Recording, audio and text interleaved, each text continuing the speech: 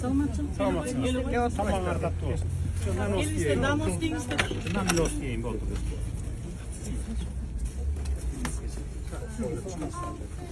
Канча жылдан бeri жашап жүрөңүз бул жерде? 10 жылдан бeri жашап. 10 жылдан beri. Кимден алдыңыз эле жерди?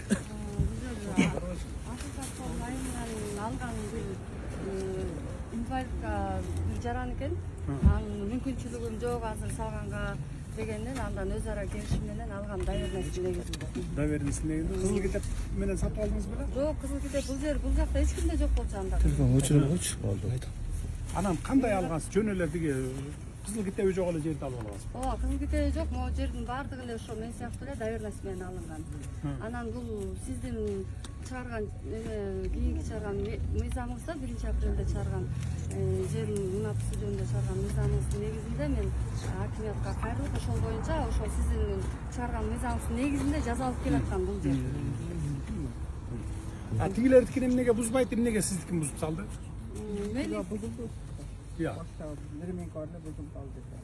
Бул жакта эки семьяны бузуп коюп, эки семья. Кошунам талашып буздурткан кошунам. Мен 2014-жылдан баштап жашап атам. Бул болсо 2017-жылы китеп жасатып келип алып, анан кийин ушул жер меники чыккыла дегенден мен муну экөөбүз чечпей сот чечсин. Ким жасап бериптир китепти? Ал жерге жазап бергендер тийиштүүлөрдүн баары кылмыш иши козголуп сотунда каралып атат. Бүт элек ал иш. Бүгүн да каралып атат. Ушул азыркы учурда да каралып атат. Ал жерде архитектура госрегистр ошол 2017-жылы ошол китепти жасагандардын баардыгы кылмыш иши козголуп каралып атат. Ошого карабастан бул жер меники деп эле болбой эле догурун эле жарандык эме менен сотко берген. Ошол менен утуп алды соттон. Утуп алып эле анан кийин анын кызыл китеби бар экен, 17-жылы жасап койгон. Бул жер деген 17-жылы мораторий бар болчу.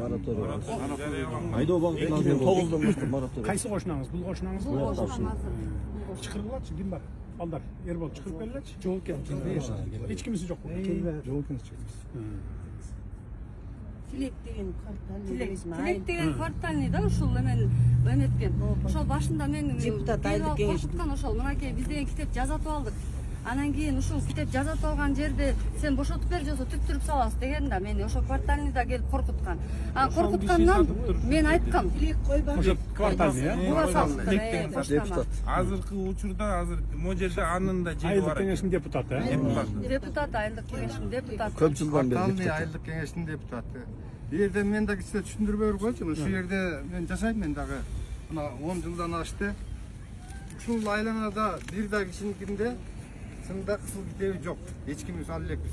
Багы жерди алганбыз, тамды салып жашап атабыз. Булар сыяктуу эле.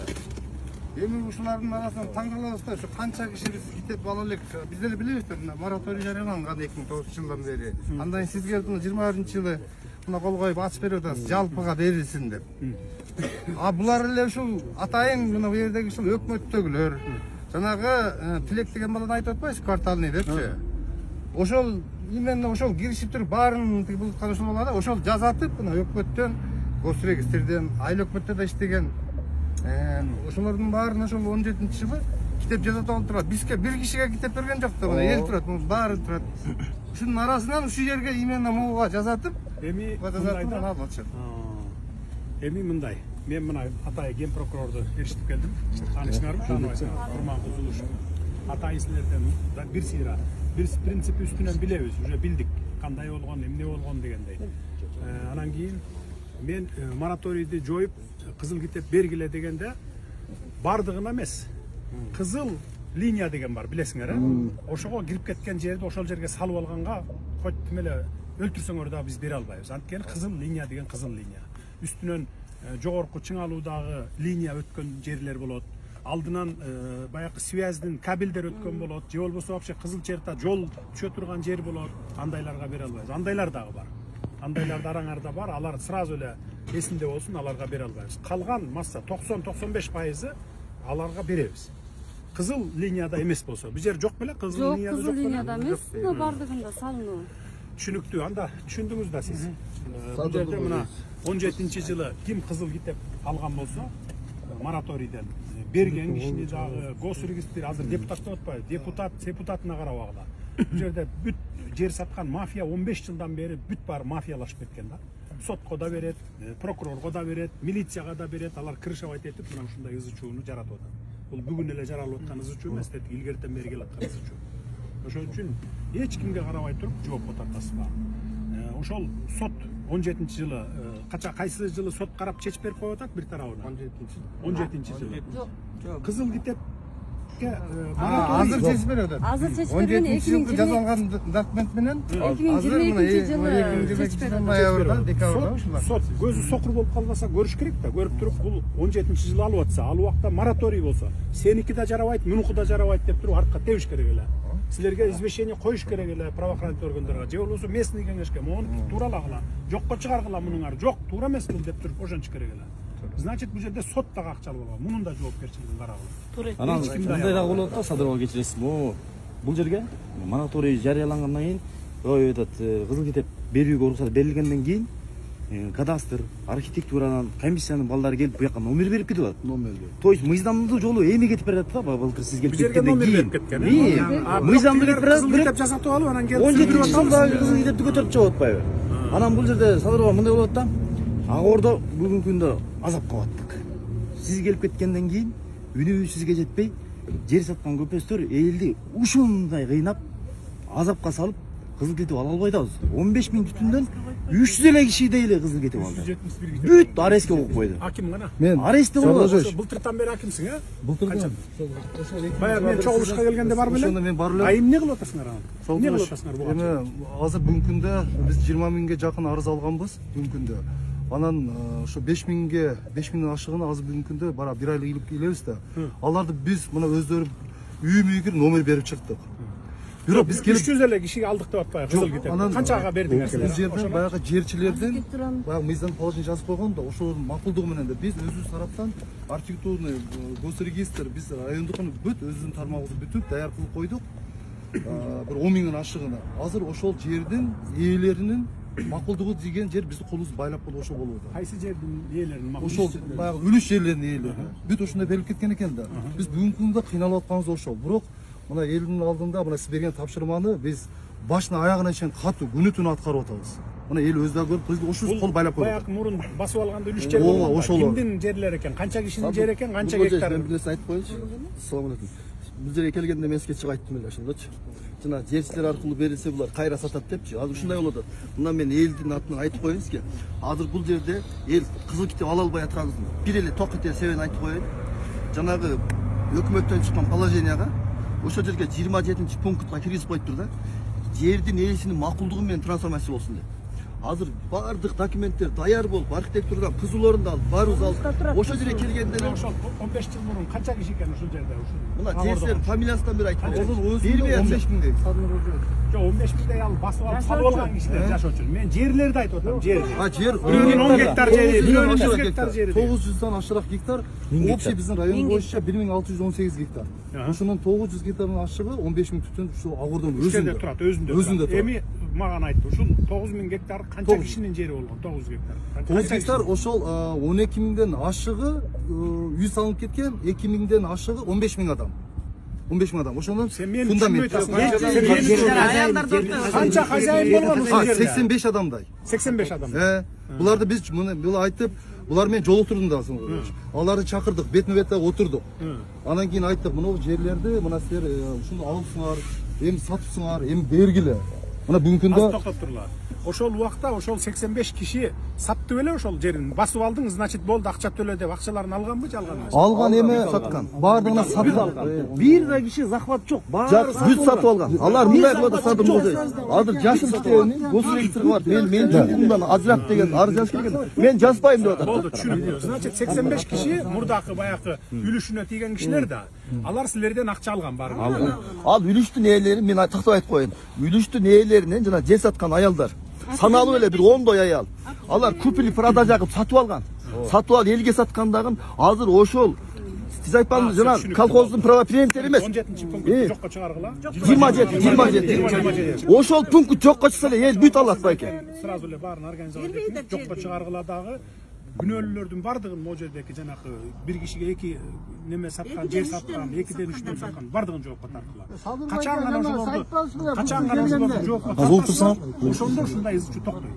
Жоопко тартпай, кол ирисине тартат болуп защита кылып карабай койсоңор, ал уже дагы кете берет. Туура. Азыр Бул бузулган. Айтпайм азыр.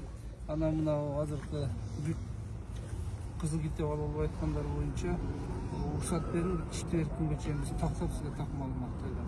Эмне себептен берилбей атат, ким алыш керек? Жок, мына түшүнбөдүм. Бизде такталган ана. Тигил бере албай аткан 27 пункттер жокко чыгарсаңыз берет. 300 эми анда биз жокко чыгарып беребиз. Баягысын мен аны билген эмесмин да, ошол тиги ээлердин алган дегенде. Эртең жокко чыгартып беремин. Неме диленне калган 10-15 миң кишинин баарына берилет. Только кызыл линияга кирип кеткендерге бербейсиңер. Алар 1000 адам бар. 1000 адам бар. Эми ошол 1000 адамда ызы чуу чыгарат. Аны туура түшүнгүлө биз бере албайбыз. Бир нерсени айтып коеюн силерге. Жана десятка линиянын боюнда үйлөр салынганда, үйдү салып бүткөндөн кийин частный компаниялар, мен сизге айтып коеюн. Сиз айтып атпайсыз, мамлекетке өткөргүлө линияны деп. Мына кварталдар частный компанияларды алып келип, элдин линиясына, ошол элдин үйүнүн жанынан десяткалар тартып салган. Азыр ошол десятканын жанындагы красный линияга кирип калган да. Ага эл күнөөлүү эмес да. Ошол үйлөр курулуп бүткөндөн кийин ана частный компаниялар келип десятка линиялар тартып салган. Частный компаниянын кандай? Мына частный компания өткөрөбүз деп турат.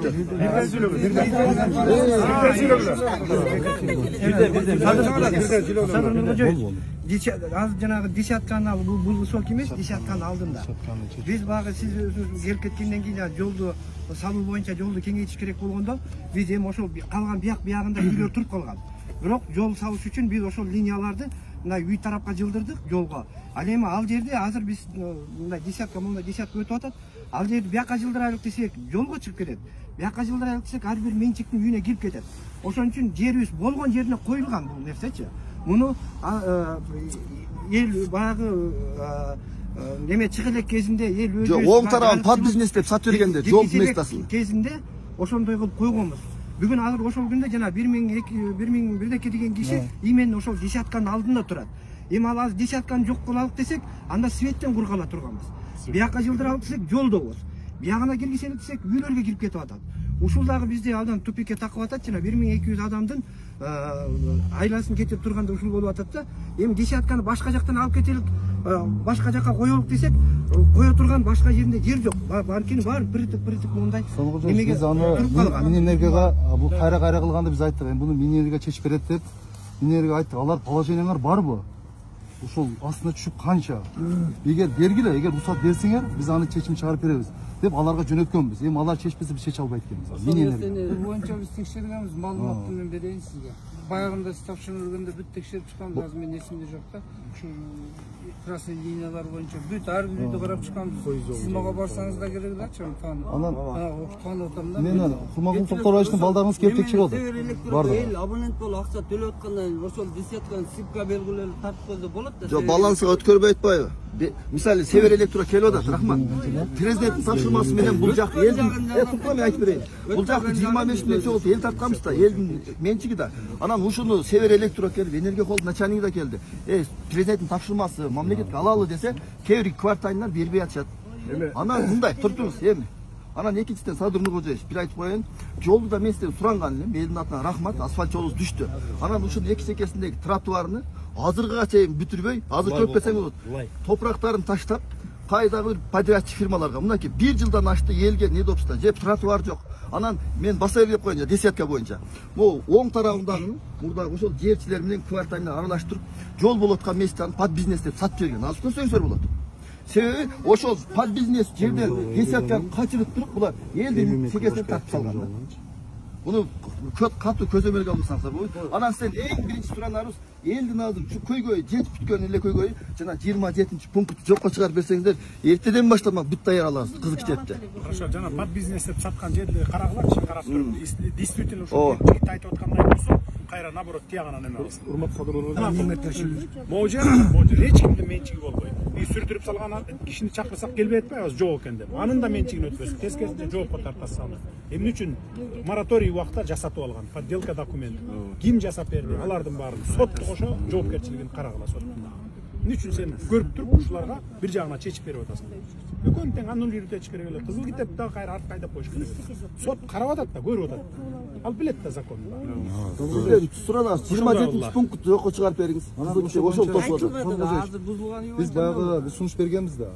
Ошол баягы положение мыйзамга кайсы сунуш бергенбиз. Ошол тезирээк бүтүрүш үчүн аяка жеткен бизге жеткенче ошону бир карап берсеңиз. Мен азыр айтамын, силер эртең менен баргыла дагы өзгөртүү киргизип туруп, изменение киргизип 27-пунктты жокко чыгарып беребиз.